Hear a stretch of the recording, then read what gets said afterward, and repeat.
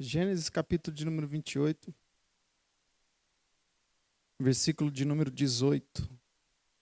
Quero louvar a Deus pela vida dos irmãos que estão aqui conosco nessa noite, né, pastor Adilson? Pastor Adilson estava um pouco apreensivo, mas esse povo é crente, irmão. Glória a Deus. Quero louvar a Deus pela vida da minha esposa, que veio me acompanhando, né, Damares? Está ali. Cansada, quase não dormiu direito esta noite, né, Damares? Mas está aqui firme, forte. Gênesis capítulo de número 28, versículo de número 18. Tem um título na minha Bíblia que diz A Coluna de Betel. E o texto diz: Então, levantou-se Jacó pela manhã de madrugada e tomou a pedra que tinha posto por sua cabeceira e a pôs por coluna e derramou azeite em cima dela e chamou o nome daquele lugar Betel. O nome daquela cidade dantes era Luz. E Jacó fez um voto, dizendo: Se Deus for comigo e me guardar nesta viagem que faço, e me der pão para comer e vestes para vestir, e eu em paz tornar a casa de meu pai, o Senhor será o meu Deus. E esta pedra que tenho posto por coluna será a casa de Deus. E de tudo quanto me deres, certamente te darei o dízimo. Agora, avance comigo no capítulo 35, versículo 1.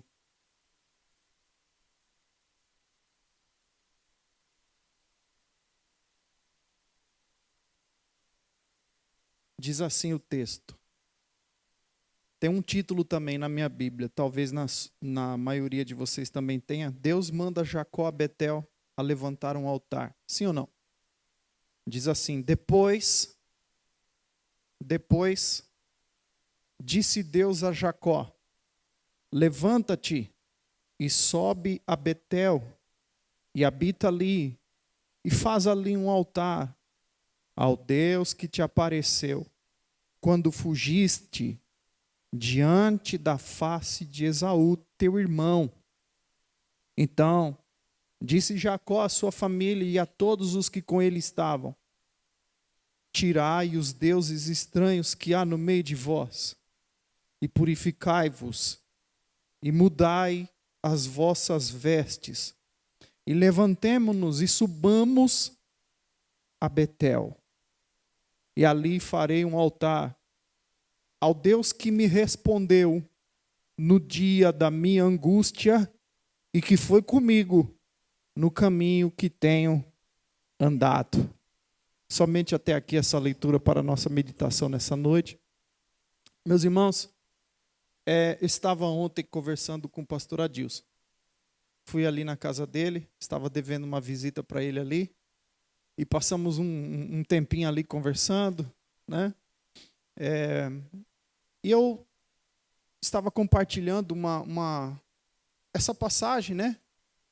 Ele me disse assim: você vai pregar essa passagem amanhã. Eu falei: meu Deus, o que eu fui fazer? Diz um ditado que peixe morre pela boca, né?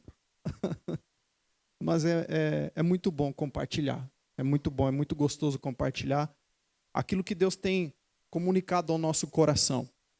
Eu não sei se todos são conhecedores destas passagens que nós lemos aqui, mas aqui se trata da família patriarcal.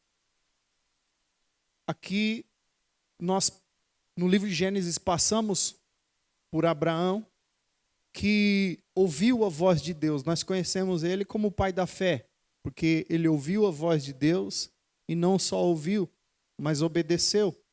E Deus chamou ele para o maior projeto que ele tinha com os homens na face da terra, que é o projeto pelo qual pastor Adilson já mencionou aqui o projeto de redenção. Deus queria reatar o relacionamento com o homem através da remissão. E já tinha um plano, desde antes da fundação do mundo, diz a carta aos Efésios. Esse plano já estava no roteiro de Deus, antes de Deus colocar o homem. Então o pecado, quando ele acontece, não pegou Deus de surpresa, não. Deus tinha um plano, Deus tinha um projeto, desde antes da fundação do mundo. O que acontece é que Deus faria isso no mundo dos homens. Deus enviaria o teu próprio filho e ele precisava encarnar, ele precisava nascer do ventre de uma mulher para poder ter legalidade no mundo dos homens, para morrer como homem, mas não tendo pecado nenhum, sendo assim digno, aleluia, de ser reconhecido como foi quando seu primo João Batista o nomeia, dizendo: eis o Cordeiro de Deus que tira o pecado do mundo. Para tirar o pecado do mundo, ora só, alguém que não tinha pecado algum. Jesus viria ao mundo e seria através de uma família. E essa família, ela foi escolhida desde Abraão, quando Deus chama Abraão. Abraão, sai do meio da sua terra, da sua parentela, e vai para uma terra que eu vou te mostrar. Então eu vou fazer de ti uma grande nação. Deus queria uma nação exclusiva. Deus, ele trabalha assim, com coisas exclusivas, com coisas separadas, com coisas santificadas, separadas, exclusivas. Olha para essa pessoa que está do seu lado e diga para ela: você é exclusivo. Você é propriedade particular. Por isso que, para fazer isso daqui, para representar Deus, mostrar Deus para o mundo, primeiro ele precisou te chamar para cá, tratar você, santificar você, purificar você, fazer uma limpeza, modificar você, modificar a tua vida. E era isso que ele estava fazendo. Então, primeiro era necessário que Abraão saísse de onde ele estava. Não seria de bom alvitre, digamos assim, Deus fazer o projeto numa terra de idolatria, com um homem que trabalhava junto com seu pai no processo de construção de ídolos. Então ele precisa sair, precisa ser exclusivo, ele precisa ser só de Deus. Então ele obedece. E Deus começa por ele. Em seguida, como nós já conhecemos, nasce Isaac. E Deus continua esse projeto de maneira exclusiva. Então, da mesma maneira que Deus falou com Abraão, Deus iria posteriormente continuar falando com Isaac, porque Deus, ele é geracional. Era um projeto muito forte, muito poderoso. E não seria ali, naquele tempo, começo, meio e fim. Isso perduraria por gerações. Seria um processo, um trabalho extenso, que perduraria por séculos, por que não dizer milênios. Agora, ele fala com Isaac. Ele tem um relacionamento com Isaac. Agora, Isaac também gera filhos, gêmeos, Esaú e Jacó. E da mesma sorte, esses homens deveriam ser separados para Deus, ensinados assim como Isaac foi ensinado. Olha, você é propriedade particular. Eu saí sozinho da casa do vô, e Deus tem um projeto com a nossa família. Deus tem um propósito em nos fazer assim, nômades na terra, peregrinos, mas separados, exclusivos, porque Deus tem uma grande obra, nós seremos uma grande nação. Isso foi passado de pai para filho, com certeza. A Bíblia dá margem para a gente entender isso. Agora, quando nasce Esaú e nasce Jacó, isso foi até tema de uma mask que a gente fez lá em Montemor, o relacionamento que deveria continuar ficou diferente. Agora, Deus olha para os dois filhos de Isaac e não vê alguém que possa ouvi-lo. Não vê nesses moços alguém que tenha um tempo para ele, que tenha o hábito, o costume de ouvir Deus, de se interessar pelo que Deus está fazendo, em se interessar pelo que Deus está operando, envolvendo eles, envolvendo a família deles. Então, simplesmente, a mentalidade deles é uma mentalidade meio que de tradição, como nós éramos antes de conhecer a Cristo. Ouvíamos falar do homem que morreu na cruz, tínhamos por hábito frequentar algumas cerimônias de forma muito esporádica, não era assim que nós fazíamos, não era assim que nós aprendemos. Então, essa era a nossa proximidade com as coisas de Deus. A Bíblia aberta, empoeirada lá no Salmo 91, era essa proximidade que nós tínhamos. Era essa proximidade que Jacó e Esaú tinham. Esaú, muito menos ainda, porque foi um jovem que se deu mais ao trabalho do campo, se deu mais ao trabalho da caça, enquanto que Jacó já era mais caseiro. Então, de uma certa forma, Jacó, ele começa a ouvir algumas coisas a respeito sobre a bênção que passava de pai para filho, a bênção que era geracional, que passava de pai para filho, o projeto que Deus tinha, mas de forma muito de longe ele ouvia falar sobre isso. Mas ele sabia que existia uma bênção, ele sabia que existia uma proteção da parte de Deus, ele sabia que existia uma prosperidade que vinha passando da mão do pai para o filho. Ele sabia. Por isso que, isso aqui é um parênteses que eu quero abrir aqui.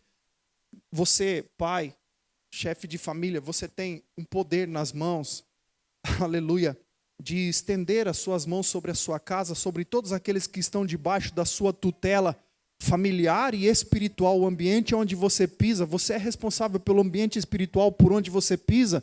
Você tem poder nas mãos de estender as mãos, impetrar bênçãos, declarar riquezas, prosperidade, bênção e vitórias em batalhas espirituais. De vez em quando eu vou lá quando os meus filhos estão dormindo já e coloco as mãos sobre a cabeça deles. Eu falo, eu declaro que a bênção de Deus que flui através de mim vai passar para a vida dos meus filhos. Eles vão conhecer a Deus, eles vão ter relacionamento com Deus, eles vão sentir o que eu sinto, eles vão ter os dons que eu tenho, eles vão fazer as obras que eu faço e precisam fazer muito mais do que o que eu estou fazendo. Você tem poder de fazer isso. E Jesus quer que você faça isso, Gil. E não limite eles. Aleluia. Agora, eu fiquei imaginando, quando eu li essa passagem, fazendo esse paralelo, eu fiquei imaginando Deus. Como Deus estava nesse momento. Eles já tinham 40 anos. A Bíblia diz que o Esaú, quando Isaac falou para ele, vai lá no campo, traz uma caça, faz um guisado, porque está na hora de eu passar a bênção de pai para filho. Ele já tinha 40 anos e não tinha tido nenhuma experiência com Deus.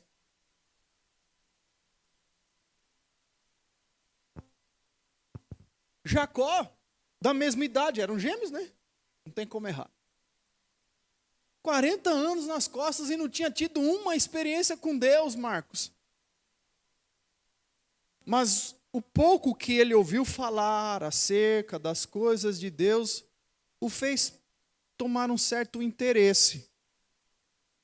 Primeiro ele vai lá e ele quer o lugar do seu irmão e faz uma negociação com ele. Fala, olha, as bênçãos espirituais que passa de pai para filho, passa ela para mim.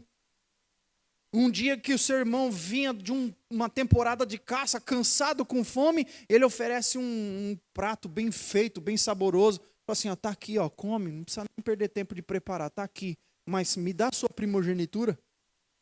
E Esaú, sem se interessar nem um pingo pelas coisas de Deus, logo vende a sua primogenitura e diz, para que me serve primogenitura? Me dá aqui logo esse prato de lentilha. E tem gente que até hoje lê a Bíblia e acha que Jacó realmente foi 100% enganador, sendo que, na verdade, ali ele já estava um passo à frente do seu irmão. O interessante é que a mãe, ela sabe disso. Ela sabe que Jacó tem mais tendência a se interessar pelas coisas de Deus do que Esaú. Ela sabe que Esaú tem um coração mais fechado e que Jacó ele tem um coração um pouco mais mole para as coisas de Deus. Então ela vai investir e vai dar a ideia, Jacó, vai na frente do seu irmão e pega a bênção. E quando ele faz isso, prepara um prato antes que o seu irmão volte da caça, ele vai lá e faz isso no lugar.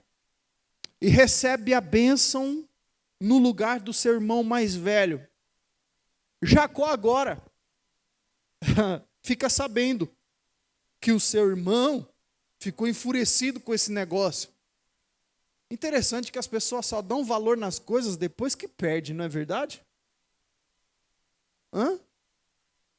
Irmão, não deixe para valorizar o lugar que Deus te deu aqui só depois que você perder. Não deixa para valorizar o ofício que você tem dentro da casa de Deus só depois que você perde, porque eu não sei se alguém aqui já passou por isso, mas perder um ofício que antes fazia para depois dar valor é muito triste, né, Gerson? É muito ruim. Mas o que acontece é que agora Esaú não quer nem saber, ele já declarou só vou esperar o pai fechar o olho e eu vou matar Jacó, porque esse negócio dele pegar a bênção no meu lugar não está certo. Jacó fica sabendo, a sua mãe dá uma ideia e o seu pai libera ele para ele ir morar na casa do seu tio. E é aqui que eu quero começar a pregar. Jacó sai sozinho e sem nada. No meio do percurso, passando pelo deserto, toma uma pedra por travesseiro e passa a noite no deserto e sozinho.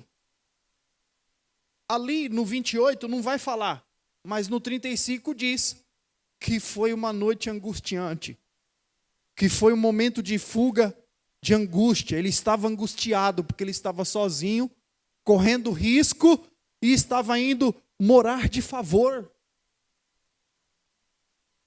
Sabe o que é morar de favor, Damares? Eu já morei de favor. No fundo da casa do meu sogro. Logo depois que nós casamos. Meu sogro, ele é uma bênção. É crente. A minha sogra também, ela é uma bênção. Não é muito crente não, mas ela é uma bênção. E é uma bênção. Mas mesmo assim, era muito ruim morar de favor. A minha sogra é uma bênção, irmãos. Eu amo ela. Aleluia. Cozinha que é uma beleza. É uma bênção ela. Eu acho que ela gosta de mim agora, Damares. Agora que eu me consertei, que eu virei crente, será que ela gosta de mim agora? Pergunta por mim, pelo menos ela não erra meu nome. Meu sogro até erra meu nome até hoje. O rapazinho lá do fundo. Brincadeira, só para descontrair um pouco. Vocês estão muito quietos. Ninguém quer dar glória a Deus nem nada. Isso.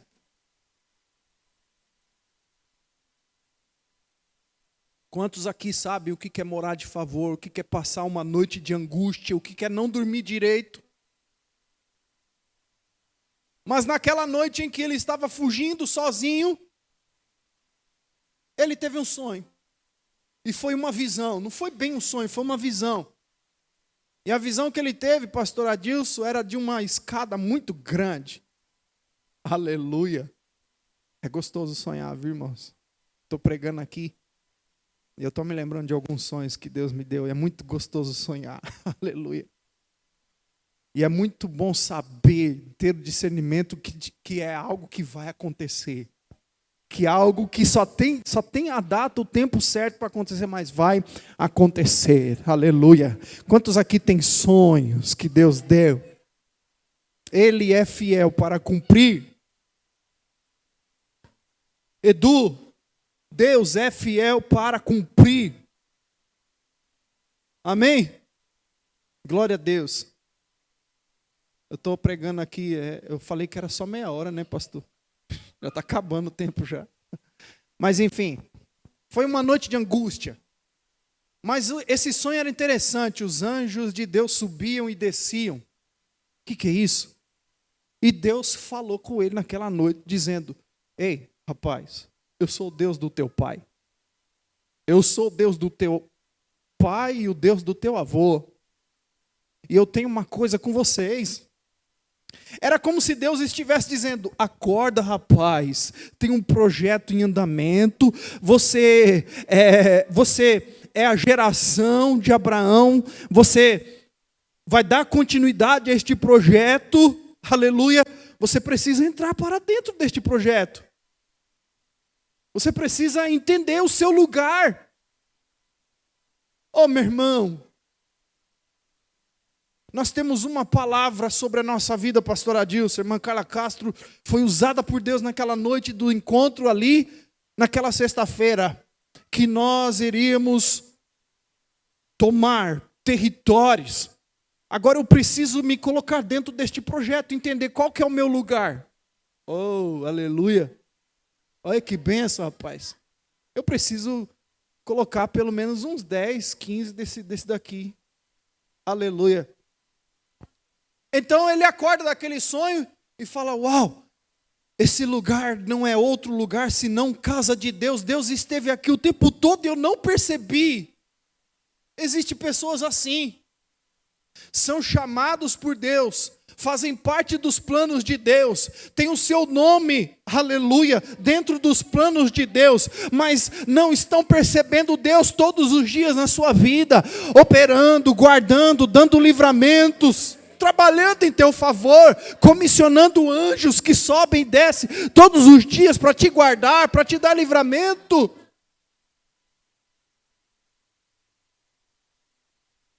Então depois ele vai acordar e vai dizer: esse lugar é a casa de Deus. E aí o pouco que ele aprendeu de ouvir falar, ele põe em prática. Ele pega algumas pedras ali, levanta um altar, um pouco de azeite, mela de azeite, aquelas pedras, fala assim: isso aqui é um altar, isso aqui é para fazer memória, que isso daqui é a casa de Deus, é o lugar onde Deus falou comigo, onde Ele disse que eu estou dentro dos projetos dEle.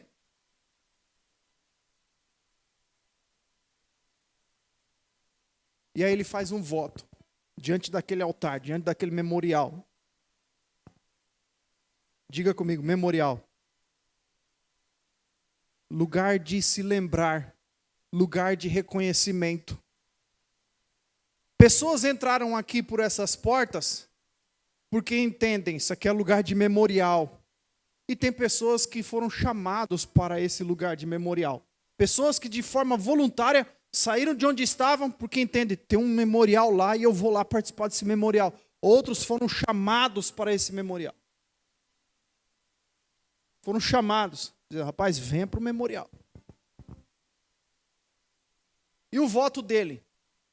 Olha, sozinho, sem nada, se Deus me der pão para comer, vestes para vestir, e eu for em paz, não me acontecer nada no caminho, eu for em paz, e eu conseguir voltar para a casa do meu pai em paz, aí esse Deus vai ser o meu Deus. Então quer dizer que não era? Tem pessoas que estão dentro da casa de Deus, no meio do povo de Deus, mas ainda não consideram Deus como o seu Deus particular, no seu íntimo. Ele enxerga Deus como Deus da igreja. Ele enxerga Deus como o recebedor de culto coletivo. Mas no particular ele ainda não age, não se sente como se Deus fosse o seu Deus, no íntimo. Então ele faz um voto e nesse voto ele fala, aí esse Deus vai ser o meu Deus. Agora é interessante que ele vai. Eu não sei se todos aqui são conhecedores da história de Jacó. Mas ele sai com a reputação de enganador. Com a sua cabeça a prêmio. E ele vai morar de favor na casa do seu tio Labão. E agora ele vai se casar com a sua filha, a filha do seu tio. Agora, ele precisa trabalhar 7 anos pela mão da moça pela qual ele se apaixonou. E quando ele chega no dia das núpcias, depois de ter trabalhado 7 anos, quando chega no dia do casamento, ele é apresentado à irmã mais velha. Era um pouco mais feinha. Ele não tinha se apaixonado por ela. Ele tinha se apaixonado pela mais jovem. E aí Labão fala assim, rapaz, aqui o costume na nossa terra é esse. Não tem como dar a mão da mais jovem sem que a mais velha seja casada já. Então, você trabalhou 7 anos, receba a mão da mais velha. Agora, se quiser a mão da mais nova, tudo bem, não tem problema, pode ficar com as duas, mas vai trabalhar mais 7 anos. E durante 14 anos ele trabalhou só para ter uma família. Diga comigo, mas ganhou uma família. A reputação que ele tinha de enganador começa a ser desconstruída ali agora, começa a ser quebrada ali agora. Ele entrou para dentro do projeto de Deus, e quando você entra dentro do projeto de Deus, Deus começa a quebrar algumas coisas que não te convém mais. Deus começa a forjar o teu caráter, Deus começa a mudar você, e você começa a não responder mais como respondia antes, a não projetar mais como projetava antes.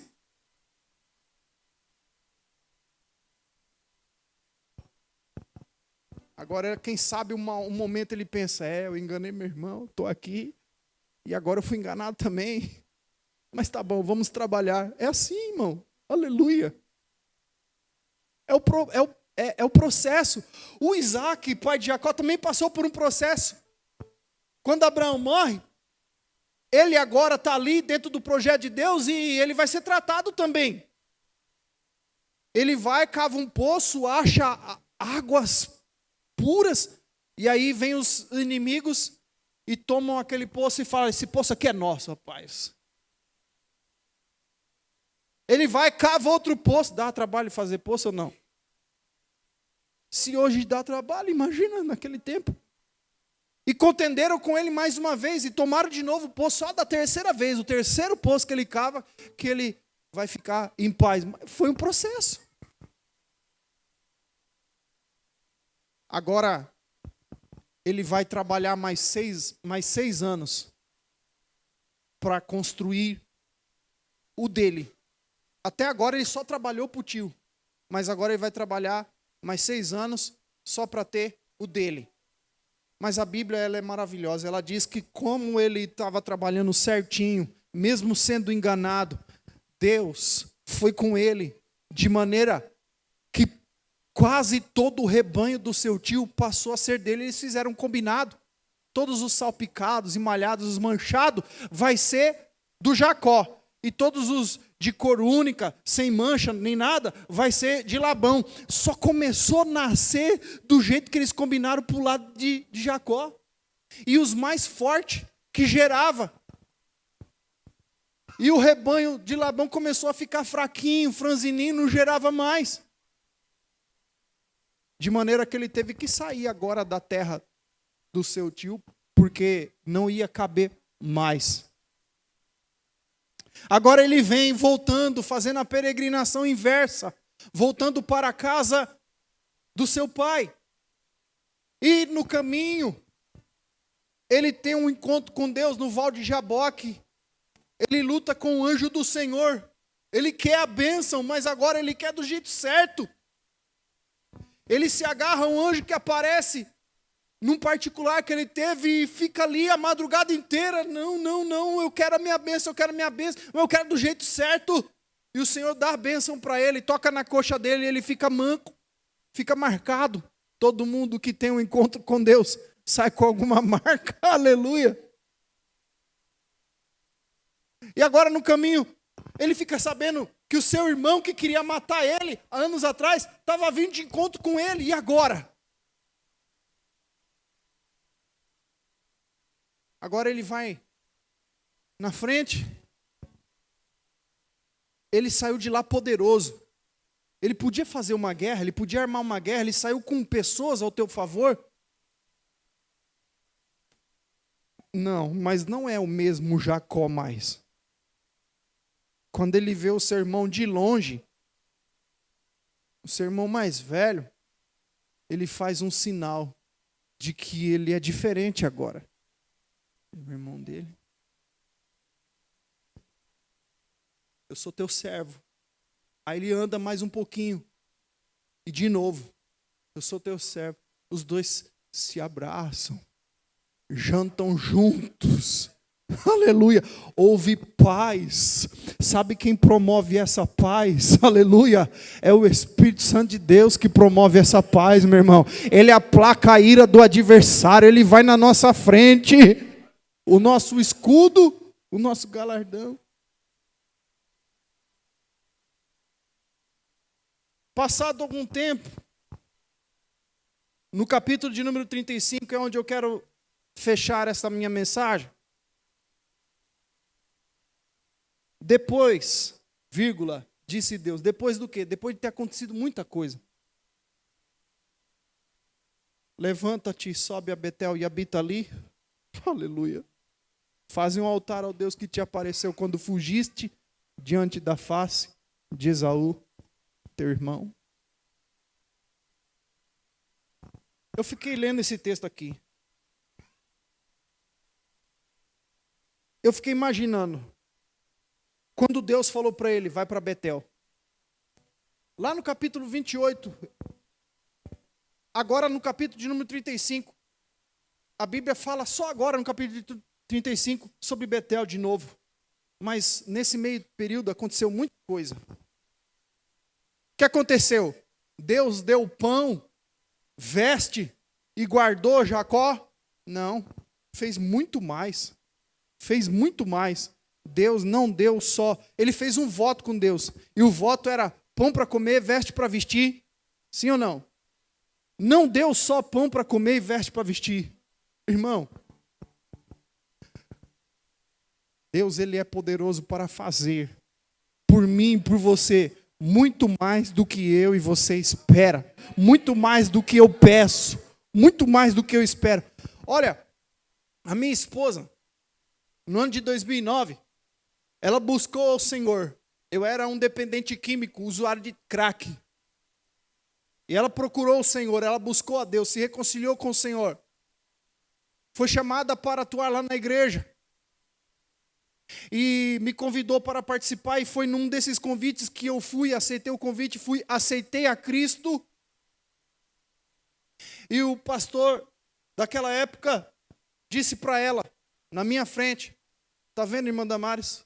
Você veio buscar pela salvação do teu esposo, mas Deus não faz só o que você pede. Ele não só salvou o teu esposo, mas fez o seu esposo um homem crente, um obreiro na casa do Senhor e posteriormente pastorear a igreja. Aleluia. Vocês estão entendendo que Deus, Ele é poderoso para fazer muito mais. Muito mais, muito mais, muito mais. Kelinha, Deus é poderoso para fazer muito mais. Muito mais. Aonde você passa, onde você pisa, onde você põe a mão, Ele vai fazer muito mais. Haverá crianças sendo curadas pela imposição das suas mãos, e os pais vão ficar sem entender. Uau, mas que profissional é essa?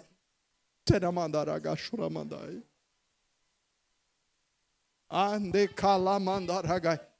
Shewanaraba calamandarabai. Me cai. Sabe, eu entrei nesse lugar e falei assim, Senhor, nesse culto hoje eu quero uma porção dobrada. Eu quero uma porção dobrada. E Deus dá, Deus dá, Deus dá. Deus dá a porção dobrada. Quantos querem porção dobrada? Escute. Quando Deus disse, vai para Betel, é aquele lugar por onde você passou. Aleluia. No lugar da sua angústia. No lugar onde você saiu sem nada e fez um voto comigo pedindo pão e vestimenta. Ele vai. Mas olha que interessante. O posicionamento dele quando Deus fala isso. Ele vira para a sua família e fala, opa, Deus está me chamando para o compromisso. Ele como responsável da sua casa, ele diz assim, tira todos os deuses.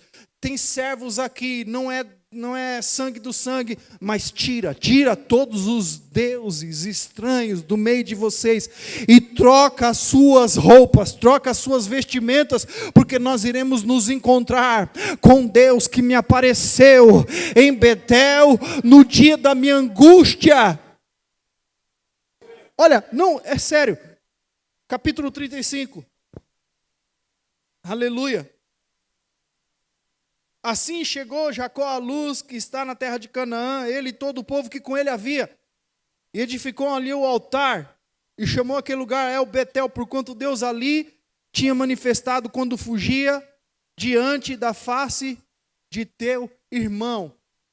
Deus chamou ele para um lugar do memorial, para ele se lembrar de quem ele era, onde ele estava e como ele estava, quando Deus falou com ele.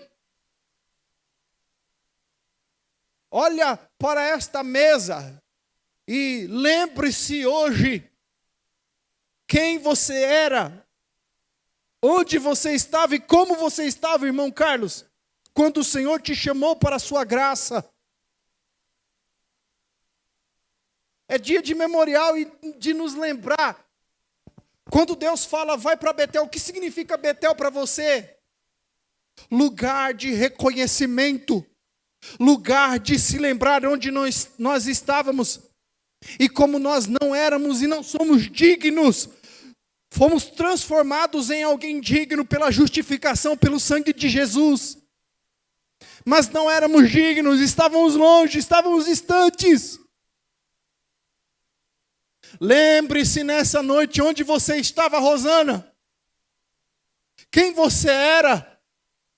E lembre-se de tudo o que Deus já fez por você até aqui. É Deus chamando Jacó e dizendo, Jacó, vamos aqui para esse lugarzinho, para você se lembrar daquela noite. Naquela noite você estava sozinho, naquela noite você estava angustiado, naquela noite você estava sem nada, naquela noite você estava sendo perseguido, naquela noite não havia expectativa nenhuma para você, e você estava indo para a casa do seu tio, morar de favor ali. Mas você fez um voto comigo e eu aceitei esse negócio. E pus a mão. E você foi. E a partir daquela noite, Jacó, você ganhou uma família, teve 12 filhos e uma filha, aleluia. A partir daquele dia, você se enriqueceu em rebanho, aleluia. Você conquistou territórios, por onde você passou, ninguém se levantava contra você, porque a Bíblia diz que Deus colocou terror nos povos por onde ele passava, junto com a sua família e com o seu rebanho, para que ninguém levantasse um dedo contra ele.